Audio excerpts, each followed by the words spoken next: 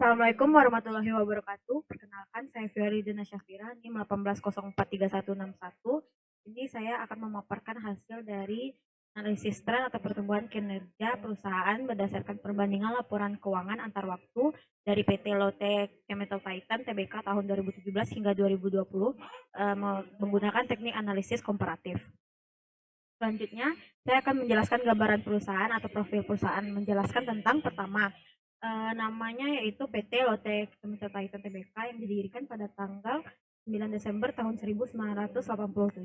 Dasar hukum pendiriannya Akta nomor 19 tanggal 9 Desember tahun 1987 yang dibuat di hadapan Nyonya notaris Nyonya Rukma Santi Satya SH dan surat keputusan Menteri Kehakiman Republik Indonesia nomor C2 strip 6603.HT.01.01.TH.88 pada tanggal 30 Juli 1988.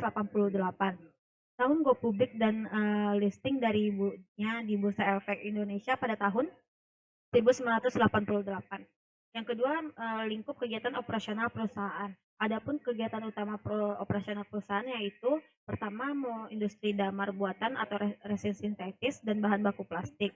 Kemudian perdagangan besar karet dan plastik dalam bentuk dasar serta real estate yang dimiliki sendiri atau disewa. Dan yang terakhir perdagangan besar distributor utama dan impor. Selanjutnya jenis produk perusahaan yang pertama polymer properties, mechanical properties, other properties seperti clarity, gloss has POV, di electric constant, dissipation factor, volume, dan resistivity. Kemudian struktur pemilikan dan struktur modal pemilik oleh Hotel Metal Titan International SDNB HD memiliki 92,50%, kemudian masyarakat nasional memiliki 6,73% dan masyarakat asing memiliki 0,77%. Kemudian nilai nominal saham biasa per lembarnya, jumlah lembar modal dasarnya yaitu 2 triliun dan modal ditempatkan dan bisa terpenuh sebesar 1 triliun 391 miliar 603 juta 500 ribu. Kemudian tata kelola perusahaan atau corporate governance, perusahaan perusahaan berkomitmen untuk menerapkan tata kelola perusahaan yang baik dalam menjalankan kegiatan usahanya sesuai dengan prinsip-prinsip keterbukaan, akuntabilitas, pertanggungjawaban, kemandirian, dan kewajaran yang tertuang dalam rumusan kode etik perusahaan serta mengacu pada Undang-Undang Nomor 40 Tahun 2007 tentang perusahaan terbatas dan Undang-Undang Nomor 8 Tahun 1995 tentang pasar modal, anggaran dasar perusahaan, peraturan otoritas jasa keuangan atau POJK, dan peraturan Bursa Efek Indonesia atau peraturan B. Penerapan atas tata kelola perusahaan dilaksanakan oleh organ perusahaan dengan penuh tanggung jawab dan independen sebagai bentuk pengawasan dan pengendalian atas aktivitas usaha perusahaan. Selanjutnya analisis kinerja operasional laba rugi. Pada laba rugi tahun berjalan PT Lotte Chemical Titan Tbk selama tahun 2017 hingga 2020 terdapat akun total laba rugi tahun berjalan, total penghasilan rugi komprehensif tahun berjalan, dan laba rugi saham dasar. Dalam tabel ini total laba rugi tahun berjalan dilihat pada hasil laba kotor ditambah laba rugi sebelum pajak penghasilan, yang dimana laba kotor tahun 2018 hingga 2017 mengalami kenaikan dibandingkan dengan laba kotor tahun 2017 hingga 2016. Lalu dibandingkan dengan laba kotor 2019 hingga 2018 mengalami penurunan pada tahun tersebut dan mengalami kenaikan yang signifikan pada tahun 2020 hingga 2019. Pada laba rugi sebelum pajak terjadi peningkatan signifikan pada tahun 2018 hingga 2017 dibandingkan dengan 2017 hingga 2016. Kemudian mengalami penurunan kembali pada tahun 2019 hingga 2018 dan mengalami kenaikan signifikan pada tahun 2020 hingga 2019. Dalam total laba rugi tahun berjalan mengalami kenaikan pada tahun 2018 hingga 2017 dibandingkan dengan 2017 hingga 2016. Lalu mengalami penurunan kembali pada tahun 2019 hingga 2018 dan terjadi kenaikan yang sangat signifikan pada tahun 2020 hingga 2019. Selanjutnya pada penghasilan rugi komprehensif lain tahun berjalan setelah pajak dibandingkan tahun 2016 hingga 2017 mengalami penurunan di tahun 2018 hingga 2017, lalu mengalami penaikan pada tahun 2019 hingga 2018 dan mengalami penurunan kembali yang signifikan pada tahun 2020 hingga 2019. Selanjutnya, pada total penghasilan rugi komprehensif tahun berjalan mengalami penurunan di tahun 2018 hingga 2017 dibandingkan dengan 2016 hingga 2017. Kemudian mengalami kenaikan kembali pada tahun 2019 hingga 2018 dan naik kembali pada tahun 2020 hingga 2019. Selanjutnya dari grafik tersebut, dampak dari resiko pertumbuhan tersebut pada tahun 2020 beban yang cukup besar membuat penurunan terhadap laba dan membuat terjadinya kerugian pada perusahaan. Kesimpulan yang didapat, pertumbuhan laba rugi cenderung mengalami kerugian akibat beban-beban yang menyebabkan kerugian tersebut.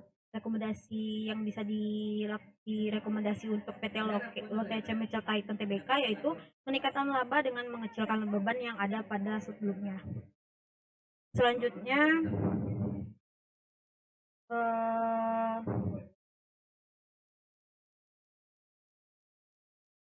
pada ini sebelumnya saya tinggal mengenai laba rugi per saham dasar. Mengalami penurunan di tahun 2018 hingga 2017 dibandingkan 2016 hingga 2017. Kemudian mengalami kenaikan lagi pada tahun 2009 hingga 2018 dan naik kembali pada tahun 2020 hingga 2019. Selanjutnya masuk kepada analisis kinerja pertumbuhan aset dan sumber-sumber aset atau dana, yaitu liabilitas dan ekuitas. Pertama saya akan memaparkan mengenai di dalam laporan posisi keuangan terdapat aset, liabilitas, dan ekuitas. Dalam akun aset terbagi menjadi aset lancar dan aset tidak lancar. Dalam liabilitas terdapat liabilitas jangka pendek dan liabilitas jangka panjang. Kemudian saya akan memaparkan mengenai akun aset. Dalam akun aset lancar mengalami kenaikan di tahun 2018 hingga 2017 dibandingkan tahun 2017 hingga 2016. Lalu mengalami penurunan drastis pada tahun 2019 hingga 2018 dan mengalami kenaikan kembali pada tahun 2020 hingga 2019. Kemudian pada akun aset tidak lancar mengalami penurunan di tahun 2018 hingga 2017 yang dibandingkan pada tahun 2017 hingga 2016, lalu mengalami kenaikan drastis pada tahun 2019 hingga 2018 dan mengalami penurunan kembali pada tahun 2020 hingga 2019. Lalu pada jumlah aset terjadi kenaikan signifikan pada tahun 2018 hingga 2017 dibandingkan 2017 hingga 2016, lalu mengalami penurunan yang drastis pada tahun 2019 hingga 2018 dan mengalami kenaikan kembali pada tahun 2020 hingga 2019. Selanjutnya saya akan memaparkan mengenai akun liabilitas. Dalam akun liabilitas jangka pendek mengalami kenaikan signifikan pada tahun 2018 hingga 2017 dibandingkan tahun 2017 hingga 2016, lalu mengalami penurunan pada tahun 2019 hingga 2018 dan mengalami kenaikan kembali pada tahun 2020 hingga 2019. Pada liabilitas jangka panjang mengalami penurunan pada tahun 2018 hingga 2017 dibandingkan dengan tahun 2017 hingga 2016, lalu mengalami kenaikan kembali pada tahun 2019 hingga 2018 dan mengalami penurunan kembali pada tahun 2020 hingga 2019. Kemudian jumlah liabilitas pada tahun 2018 hingga 2017 mengalami penurunan dibandingkan 2017 hingga 2016. Lalu mengalami kenaikan pada tahun 2019 hingga 2018 dan mengalami penurunan kembali pada tahun 2020 hingga 2019.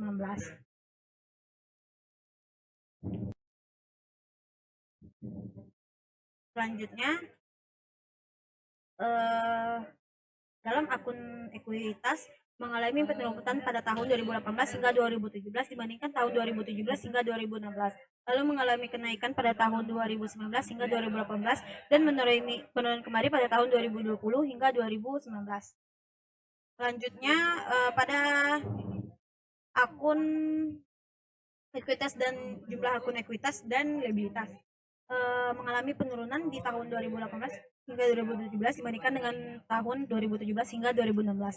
Lalu naik kembali pada tahun 2019 hingga 2018 dan menurun drastis pada tahun 2020 hingga 2019. Kemudian dampak dari seluruh akun tersebut dan risiko pertumbuhan tersebut yaitu Dari analisis laporan keuangan mengalami kenaikan pada tahun 2020 karena aset yang dikurangi untuk membantu peningkatan pertumbuhan liabilitas. Kesimpulan yang didapat, pertumbuhan laporan posisi keuangan pada tahun 2020 cenderung mengalami penurunan, walau tahun sebelumnya terjadi peningkatan yang diakibatkan dari kurangnya aset. Kemudian rekomendasi untuk perusahaan sebaiknya tidak mengurangi liabilitas untuk meningkatkan akun ekuitas dan liabilitas dengan mengurangi aset yang ada. Selanjutnya, analisis kinerja pertumbuhan arus kas yaitu atau laporan arus kas. Laporan arus kas terdapat akun arus kas dan aktivitas operasi arus kas, kemudian terdapat akun juga aktivitas investasi dan aktivitas pendanaan, kemudian kenaikan atau penurunan bersih kas dan bank serta kas dan bank awal tahun dan akhir tahun. Pada akun arus kas dari aktivitas operasi, hasil kas bersih mengalami kenaikan pada tahun 2018 hingga 2017 dibandingkan tahun 2017 hingga 2016, kemudian mengalami kenaikan kembali pada tahun 2019 hingga 2018 dan mengalami penurunan kembali pada tahun 2020 hingga 2019. Pada arus kas dari aktivitas investasi, hasil kas bersih tahun 2018 hingga 2017 mengalami kenaikan dibandingkan tahun 2017 hingga 2016, lalu mengalami penurunan kembali pada tahun 2019 hingga 2018. Dan mengalami kenaikan signifikan pada tahun 2020 hingga 2019. Pada arus kas aktivitas pendanaan, hasil kas bersih tahun 2018 mengalami kenaikan dibandingkan tahun 2017 hingga 2016 dan mengalami kenaikan terus dari tahun 2019 hingga 2018 hingga tahun 2020 dan 2019.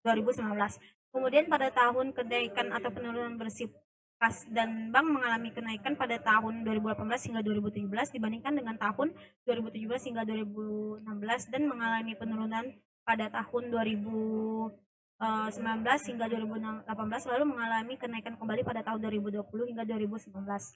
Selanjutnya, pada akun kas dan bank yang pada akun kas dan bank awal tahun mengalami penurunan pada tahun 2018 hingga 2017 dibandingkan tahun 2017 hingga 2016, kemudian mengalami kenaikan kembali pada tahun 2019 hingga 2018 dan naik kembali pada tahun 2020 hingga 2019.